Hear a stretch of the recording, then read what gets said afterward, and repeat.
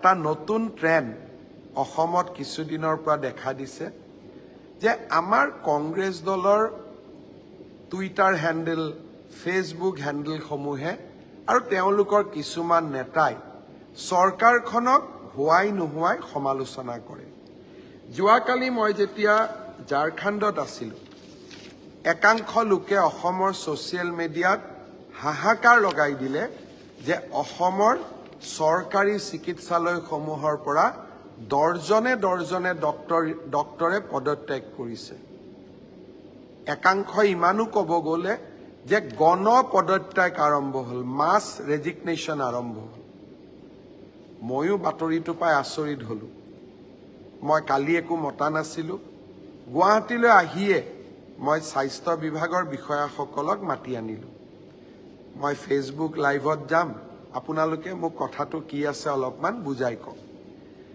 দৰাচলতে আমাৰ অসমত এইটো সত্য যে মেডিকেল কলেজৰ পৰা কিছু সংখ্যক ডক্টৰে প্ৰত্যেক বছৰত পদত্যাগ কৰে। 2021 চনত মেডিকেল কলেজৰ পৰা 36 জন ডক্টৰে পদত্যাগ কৰিছিল। 2022 চনত 12 জন ডক্টৰে পদত্যাগ কৰিছিল। 2023 চনত 64 জন ডক্টৰে পদত্যাগ কৰিছিল আৰু 2024 চনতো 5 জন ডক্টৰে পদত্যাগ কৰিছে আৰু কিছু পদত্যাগ পত্ৰ আমাৰ হাতত আছে। অৰ্থাৎ সংখ্যাটো কিমান?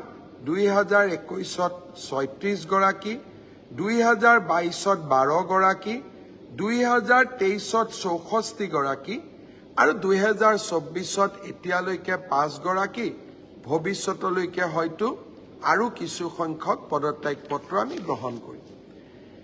কংগ্ৰেছ দলে ইয়াক লৈ ফূৰ্তি কৰি আছে যে ডক্টৰে পদত্যাগ কৰিছে, মেডিকেল কলেজবিলাক এতিয়া বন্ধ হৈ যাব। কেইদিনমান আগতে মই কৈছিলোঁ যে তিনিচুকীয়া মেডিকেল কলেজক নেশ্যনেল মেডিকেল কাউন্সিলে স্বীকৃতি দিলে। অসমত এতিয়া 13খন মেডিকেল কলেজ হ'ল। কংগ্ৰেছে বিচাৰে এই মেডিকেল কলেজবোৰ বন্ধ হৈ যাওক। যোৰহাটত মেডিকেল কলেজ কৰোঁতে প্ৰতিদিন বাতৰি কাকতৰ লগততো মই এক প্ৰকাৰ সংগ্ৰাম কৰিছিলোঁ প্ৰতিটো দিনেই। এতিয়া মই আপোনালোকক এটা নতুন তথ্য দিব খুজিছোঁ। 2021ত পদত্যাগ কৰিলে 36 জনে। 2021ত নতুন ডক্টৰে কিমান নিযুক্তি ল'লে?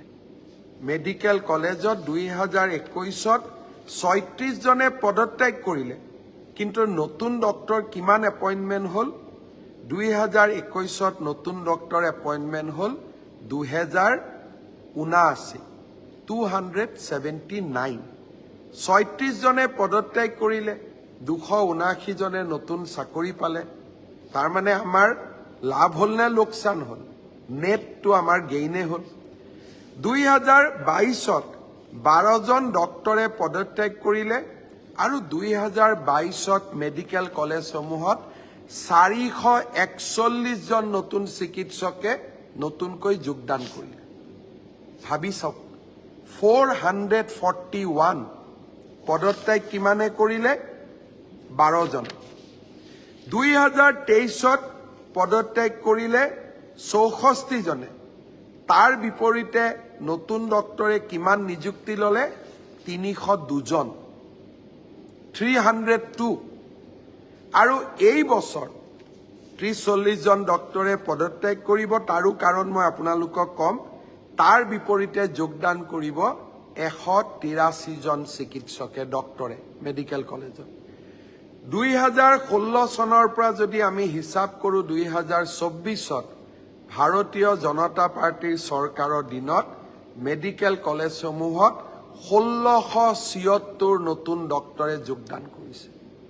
আপোনালোকে চাওক, চিকিৎসকে হওক বা এই মেধা ছাত্ৰ ছাত্ৰীসকলে হওক, আমাৰ ৰাজ্যখনৰ চিকিৎসা ব্যৱস্থাৰ ওপৰত তেওঁলোকৰ কিমান বিশ্বাস আছে।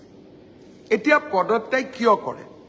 প্ৰথম কথা, চৰকাৰী চাকৰিত অৱসৰৰ সময় হ'ল 60 বছৰ। মেডিকেল কলেজবিলাকত আমি ৰিটায়াৰমেণ্টৰ সময় বঢ়াই লৈ গৈছোঁ 70 বছৰলৈকে। এতিয়া 60ৰ পৰা 70 বছৰ বয়সত বহু ডক্টৰে কাম কৰিব নোৱাৰে, কাৰণ শৰীৰ সকলোৰে একে নাথাকে। বহুকেইজন জ্যেষ্ঠ ডক্টৰে আমাক আহি কয় যে 60 বছৰলৈকেতো ছাৰ কাম কৰিলোঁ, এতিয়া পৰিয়ালৰ লগত থাকিম, অকণমান সময় দিওঁ, গতিকে এক্সটেনশ্যনটো আমাক নালাগে। তাৰমানে 70 বছৰলৈকে মই কাম কৰিব নোখোজো।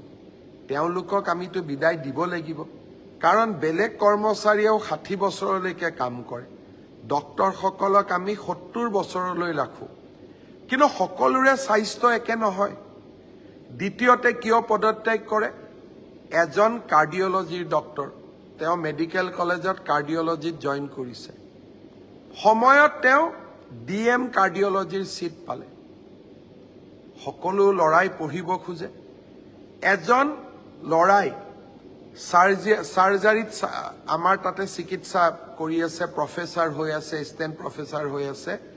নিউৰ' চাৰ্জাৰীত তেওঁ চিট পালে। পোষ্ট গ্ৰেজুৱেটৰ পিছত মেডিকেলত DM আৰু MCH পঢ়ে।